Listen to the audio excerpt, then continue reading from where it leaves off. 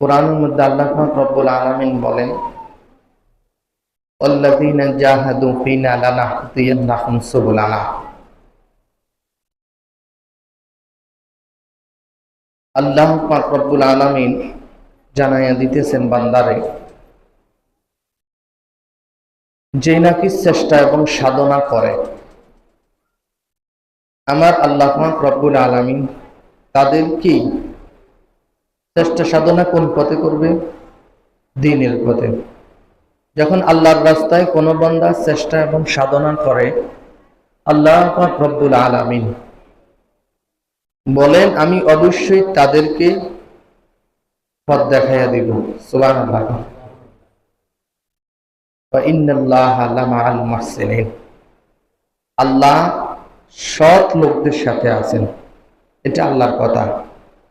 আল্লাহ বলতেছেন, আমি নেককার লোকদের সাথে আছি। এটা কার কথা? আল্লাহর কথা। কোরআনের মধ্যে একটি অক্ষরও দেখাইতে পারবে না যে আমার আল্লাহ ইনসাফ ছাড়া কথা বলছেন। সুবহানাল্লাহ। দুনিয়ার মানুষ সকল নেক বান্দা থেকে যদি হাত উঠাই নেয়, আল্লাহর হাত আছে না নাই? এই লোকটা ভালো, দুনিয়ার সমস্ত মানুষ তার বিরোধিতা করতেছে, ভালোবাসবেন কে? দুনিয়ার সমস্ত মানুষ ভালোবাসবে, আল্লাহ ভালোবাসে না। এই ভালোবাসা মূল্যহীন। ভালোবাসা কি মূল্যহীন? কথা স্পষ্ট বোঝা যায়নি। আল্লাহ এই আয়াতের মধ্যে তিনটি পর্ব বিভক্ত করা হয়েছে। আল্লাযীনা জাহাদু সুবুলানা একটি পর্ব, ফীনা লানাহদিয়ান্নাহুম আরেকটি পর্ব, তৃতীয় নম্বর পর্ব হইল ওয়া ইন্নাল্লাহা লামাআল মুহসিনিন। প্রথম পর্ব হইল আল্লাযীনা জাহাদু ফীনা লানাহদিয়ান্নাহুম সুবুলানা, যারা নাকি আমার আল্লাহর রাস্তায় চেষ্টা এবং সাধনা করবে, এটা হলো প্রথম পর্ব। আল্লাহর রাস্তায় চেষ্টা, জিহাদ, সাধনা, এর অর্থ কি শুধু জিহাদ করা? জিহাদ নয়। আল্লাহ পাক রব্বুল আলামিন বান্দার সামনে চারটি বিষয় উল্লেখ করেন। চেষ্টা এবং সাধনা, সেটা কি? আল্লাহ পাক রব্বুল আলামিন বলেন, এক নম্বর, যে ব্যক্তি তার নফসের বিরুদ্ধে লড়াই করছে, যে ব্যক্তি তার নফসের বিরুদ্ধে লড়াই করার কি করছে? চেষ্টা করছে। নফসের বিরুদ্ধে কি? নফস বলছে আজকে তুই মসজিদে যাবি না, আপনি বলছেন না আমি মসজিদে যাবো। সেহরি ইফতার খাওয়ার পর একটু শরীর ক্লান্ত, তারাবি কেমন জানি পড়তে কষ্ট হয়। কিন্তু অনেক বান্দা আছে নফসের বিরোধিতা করি নামাজে দাঁড়াই গেছে। এক্সাম্পল বুঝছেননি? নফসের বিরুদ্ধে লড়াই করা, যেই ব্যক্তি চেষ্টা করছে নফসের বিরুদ্ধে, এক নম্বর। দ্বিতীয় নম্বর, গুনাহ ছেড়ে দাও। গুনাহ কি? গুনাহ হইল আল্লাহর দেওয়া, আল্লাহর বিধানের বিরুদ্ধে কাজ করা। এগুলো সমস্ত কাজগুলো হইল গুনার কাজ। মুখে একটা মিথ্যা কথা বলা, এটা গুনার কাজ না? ওইখান থেকে না বলি বাঁচাই থাকা। আবেগের সাথে একজনকে বলি ফেললাম আমি এটা করে ফেলবো, এটা দিয়ে ফেলবো, এটা নিয়ে ফেলবো, এটা এক ধরনের আবেগে কথা বলা। এই যে অনর্থক কথাটা, এটা থেকে বেঁচে থাকা। মানুষে গীবত করে কি করে না? রাস্তাঘাটে এখানে সেখানে, আপনি সেখান থেকে বেঁচে থাকা, এটা হলো গুনার কাজ।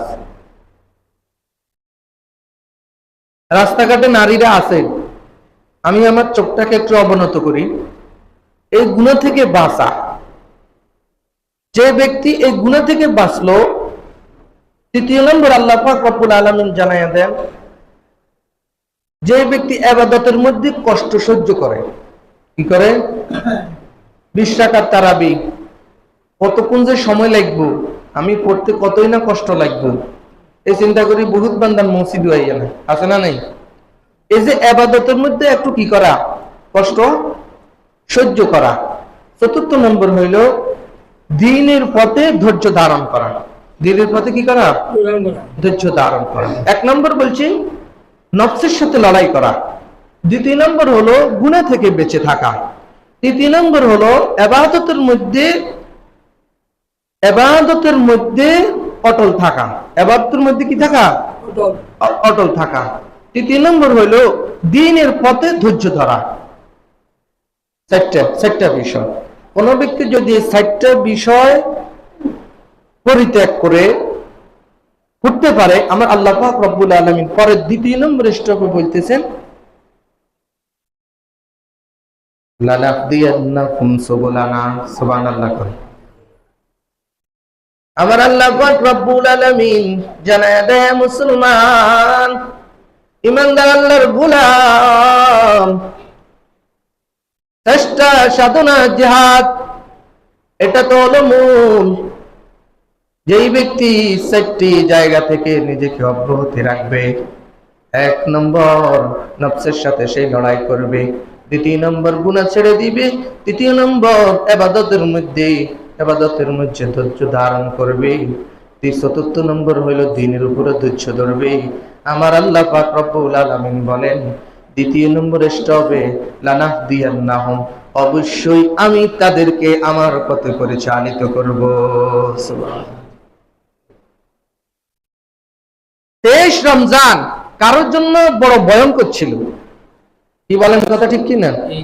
যে বান্দা অসুস্থ চেষ্টা করছে আমি একটা রোজাও ভাঙবো না, একটা রোজাও ছাড়বো না, বাকি কাজ আল্লাহ পাক রব্বুল আলামিন তাকে উদ্ধার করে দিয়েছেন।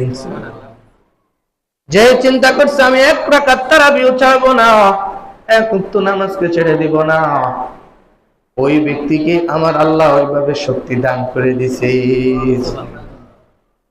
লানাহদিয়ান্নাকুম ফিনা লানাহদিয়ান্নাকুম, আল্লাহ যে ওয়াদা দিবেন আমি অবশ্যই তোকে আমার পথে পরিচালিত করব। সুবহানাল্লাহ। এজন্য ভালো কাজের চেষ্টা করলে আল্লাহ পাক রব্বুল আলামিন ভালো কাজের পথ দেখাবেন। সুবহানাল্লাহ। আল্লাহ পাক রব্বুল আলামিন জানায়া দেয়, মুসলমান ইমানদার আল্লাহর গোলাম, আমি তোমাদেরকে কি কি কাজে সহযোগিতা করব একটু জানাইয়া দিতেছি। এক নম্বর, আল্লাহ পাক রব্বুল আলামিন তার বান্দার অন্তরের মধ্যে সঠিক বুঝ দিয়ে দিবেন। সুবহানাল্লাহ। ওই সাইড কাজ থেকে বাঁচার পরে আল্লাহ পাক রব্বুল আলামিন এক নম্বর আল্লাহ পাক রব্বুল আলামিন তাদের অন্তরের মধ্যে সঠিক বুঝ দান করবেন। সুবহানাল্লাহ। দ্বিতীয় নম্বর হলো প্রত্যেকটা ভালো কাজ তার জন্য সহজ করে দিবেন। সুবহানাল্লাহ। চতুর্থ নম্বর হলো গুনাহ থেকে বাঁচার শক্তি আমার আল্লাহ দিয়ে দিবেন। সুবহানাল্লাহ। চতুর্থ নম্বর হলো তাদেরকে সৎ মানুষের সঙ্গ দান করবেন। সুবহানাল্লাহ। সৎ মানুষের সঙ্গ কি করবেন? আল্লাহ পাক রব্বুল আলামিন দান করবেন। এক নম্বর অন্তরে সঠিক বুঝ দিবেন। কারো যদি অন্তরে সঠিক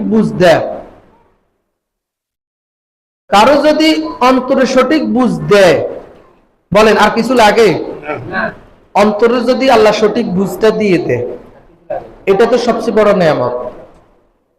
দ্বিতীয় নম্বর আল্লাহ পাক রব্বুল আলামিন বলেন সমস্ত ভালো কাজ আমি তার জন্য সহজ করে দিব। সুবহানাল্লাহ। মানে ভালো কাজটা তো কঠিন, কিন্তু আল্লাহ বলেন আমি তার জন্য সহজ করে দিব। সুবহানাল্লাহ। 3 নম্বর গুনাহ থেকে বাঁচার শক্তি আমি আল্লাহ দিয়ে দিব। রাত্রের গভীর রাত্রে যখন গুনাহর কথা মনে পড়ে, গুনার রাস্তায় সে আশ্রয় নেয়, আমার আল্লাহ বলে সেখান থেকে বাঁচার শক্তি আমি আল্লাহ দিয়ে দিব। বলেন সুবহানাল্লাহ। চতুর্থ নম্বর, তারা সৎ মানুষের সঙ্গ লাভ করবে, সৎ মানুষের ব্যবস্থা আমি আল্লাহ করে দিব। বলেন সুবহানাল্লাহ। আমরা সবাই চাই আমার সন্তানটা একটু ভালো সন্তান, ভালো ছেলেদের সাথে চলাফেরা করুন, চাই কি চাই না?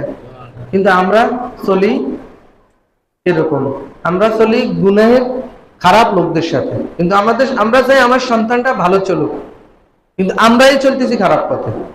এরকম হয় না? বাপে রাইতলে জুয়া খেলে, তাস খেলে, মদের সাথে জড়িত, সিগারেটের সাথে জড়িত, গুণের সাথে জড়িত, কিন্তু এতে এতে সন্তানরা চায় না এই পথে আসে। আচ্ছা, এরকম আছে না নাই? আছে না? হেতে চায় তার সন্তানটা ভালো হোক, কিন্তু হেতে নিজে কি করে? সমস্ত খারাপ কাজের সাথে জড়িত। অথচ আমার আল্লাহ পাক রব্বুল আলামিন তৃতীয় নম্বর কথাটা আল্লাহ পাক স্পষ্ট করে দেন, ওয়া ইন্নাল্লাহা লামাল মুহসিনিন, যে ব্যক্তি সৎ আমি আল্লাহ তার সঙ্গে আছি। সুবহানাল্লাহ। যে ব্যক্তি সৎ আল্লাহ বলছেন আমি তার সাথে আছি। এখন আমাদের ভিতরে কতটুকু সৎ কাজ করে, কতটুকু ভালো কাজ করে, এটা একমাত্র আমরা নিজেরাই জানি। কে কতটুকু অপরাধী। প্রিয় লোক তো একজনও নেই, আসেনি? একজন প্রিয় লোক আছে? নাই। আল্লাহ, তার মানে আল্লাহ আমাদের সাথে নেই। এই আয়াতের ব্যাখ্যা অনুযায়ী আল্লাহ আমাদের সাথে নেই। ওয়া ইন্নাল্লাহা লামাআল মুহসিনিন। এই জন্য পুরা মুসলিম জাতি আজকে লাঞ্ছিত, পুরা মুসলিম জাতি আজকে অপদস্থ। তোরা যখন আমার দিন থেকে সরে যাবি, ভালো কাজগুলো থেকে সরে যাবি, নেক কাজগুলো থেকে দূরে সরে যাবি, আমি আল্লাহ তো তোদের সাথে নেই। অতএব তোদেরকে আমি বিতর্মী দিয়ে তোদেরকে লাঞ্ছিত করবো। দামি মানুষের কদরও দামি। যে যাকে যত বেশি পছন্দ করে সে অল্প অল্প ভুল করলেও রাগান্বিত হয়। কি বলেন, কথা ঠিক কিনা? যে যাকে যত বেশি পছন্দ করে অল্প ভুল করলেও এটা রাগান্বিত হয়, এটা খুবই মারাত্মক হয়। বাহিরের লোকে আমাকে হাজারো বকুক, মনে কষ্ট আসে না। যখন ঘরের লোকে একার কয়, মনে কষ্ট আসে না? নাই। মানুষের মাঝে মধ্যে কয় আমি কারে বুঝামু, কার কথা কারে বুঝামু। বাইরের লোক তো কয় কয়, আমার ঘরের লোক আমার বিরুদ্ধে, আছে না নাই? আল্লাহ পাক রব্বুল আলামিন বলেন, আল ইয়াউমা আকমালতু লাকুম দীনাকুম ওয়া আতমামতু আলাইকুম নি'মাতি ওয়া রাদিতু লাকুমুল ইসলাম দীনা। তোদেরকে আমি দিনটা পরিপূর্ণ করে দিয়েছি বান্দা, তোদেরকে আমি পরিপূর্ণ দিন দিয়ে দিছি। আমার সর্বশ্রেষ্ঠ মুহাম্মদ হাবিবকে তোদেরকে দান করেছি। তারপরেও তোরা যখন মুহাম্মদের আনুগত্যের ভিতরে আসবি না, আমার পরিপূর্ণ দিন তোদের পছন্দ নাই, নারীবাদী তোদের পছন্দ, নারী সমঝোতা তোদের পছন্দ, অন্যায় তোদের পছন্দ, সমস্ত খারাপ কাজ তোদের পছন্দ, তো আমি আল্লাহ তোদের সাথে নাই। বলেন নাউজুবিল্লাহ। এত কিছু দেওয়ার পরেও আমার আল্লাহ পাক রব্বুল আলামিন বান্দা থেকে দূরে সরে গেছেন। এর একমাত্র কারণ হইল বান্দা প্রতিটা সময় প্রতিটা মুহূর্তে গুনাহের সাথে জড়িত হয়, প্রতিটি সময় প্রতিটা মুহূর্তে সে মিথ্যার সাথে জড়িত হয়, প্রতিটি সময় প্রতিটা মুহূর্তে গীবতের সাথে জড়িত হয়, প্রতিটি সময় প্রতিটি মুহূর্তে জুলুমের সাথে জড়িত হয়, প্রতিটি সময় প্রতিটি মুহূর্তে ফরজ বিধান বান্দা পালন করে না, প্রতিটা সময় প্রতিটা মুহূর্তে বান্দা এই যে 23টা রমজান চলে গেছে, অনেক বান্দা আছে একটা রোজাও রাখে নাই, আছে না নাই? যার 23টা রোজা দিছে আল্লাহ, কিন্তু 23টা রোজার একটা রোজাও রাখে নাই। এখন বলেন আল্লাহ যদি এর পক্ষে নেয়, এটা কি ইনসাফ হইল না? এটা তো ইনসাফ হইল না। এই মানুষটা যদি বেরোজগারির পক্ষে হয়, পুরা সমাজ তার বিরুদ্ধে লাগবে। কি বলেন, কথা ঠিক কিনা? একটা লোক গুনার কাজ করছে, খুরশেদ ভাই তার পক্ষে নিল, এখন পুরা সমাজ করবে হে একজন গুনাহগারের পক্ষে নিছে, তার সাথে আমরা নেই। যদি একজন মানুষ হয় যদি এতটুকু বিচার করতে পারে, তাহলে আমার আল্লাহ পাক রব্বুল আলামিন কেন আমাদের সাথে ইনসাফ করবেন না? যে 23টা রোজা রাখছে, কষ্ট করছে, মান জাদ্দা ওয়াজাদা, সে চেষ্টা করছে, আল্লাহ পাক তাকে চেষ্টার সুফল দিবেন। এই সুফল তো বেরোজগারির দিবে না। বেরোজগারির দিবে? যে নামাজ পড়ে না তাকে দিবে? এই যদি আজীবন মোহাম্মদ কপালের মধ্যে লেখি শুধু হাঁটে, তাহলে কি মোহাম্মদ জান্নাতে নিয়ে যাবে তাকে? এই কথাটাই বুঝাইতেছি। আমি যদি আমল করি, আমার আমল আমাকে সুযোগ করে দিবেন, আমি যদি চেষ্টা করি, আমার চেষ্টা আমাকে সফল এনে দিবেন। মান জাদ্দা ওয়াজাদা।